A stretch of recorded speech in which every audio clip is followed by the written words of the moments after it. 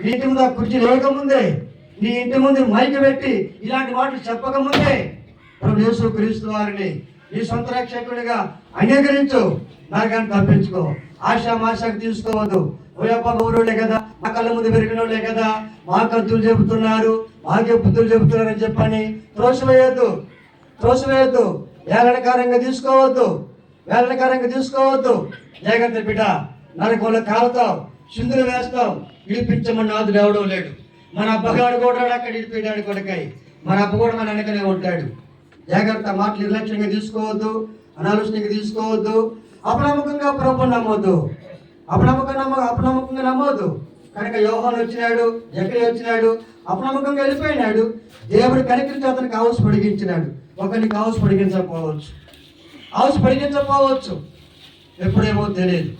ఎవడు కండిషన్ చేస్తాడు? ప్రతి దానికి ఏముంది? ప్రతి ఒక్క వస్తువుకి ఏముంది? గ్యారెంటీ ఉంది. నీకు గ్యారెంటీ ఉందా? ఎవరికి గ్యారెంటీ లేదు. రాజకీయ నాయకుడికి గ్యారెంటీ లేదు. ఏ ఒక్కడికి గ్యారెంటీ లేదు. మా సంఘపేతుడు హైదరాబాద్లో వాళ్ళ భార్య కాలు కొట్టేసినాడు, షుగర్తోనే కాలు కొట్టేసినాడు. వాళ్ళ భార్యను చూసుకుంటూ కూర్చున్నాడు. ఆయనకి షుగర్ ఉంది, ఈ కాలు అంతా పచ్చగా వచ్చేసింది.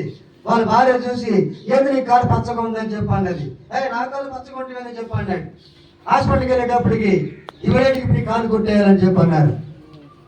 వెంటనే కొట్టేయాలా, చచ్చిపోతావు చెప్పండి. వెంటనే అనుభవం చూసుకొని కట్టకొచ్చినట్టు కోసి పడేసినారు కాలు. అప్పటికీ కోసి పడేసినారు. చూడండి, ఈ షుగర్ వ్యాధులు కూడా ఏంటంట, అన్ని రుసులు కావాలా. ఏమండి, చంపుకోవాలి మా మనసును చంపుకోవాలా. చూడండి, నాకు షుగర్ ఉంది. మా అమ్మ కూడా షుగర్ ఉంది. మా అమ్మ కూడా నోరు కట్టుకోదు. మా అమ్మ కూడా బాగా తాగుతుంటుంది. అటు గురించి చక్కెర వేసుకుంటుంది. అటు గురించి చక్కెర వేసుకుంటుంది, పంచదార.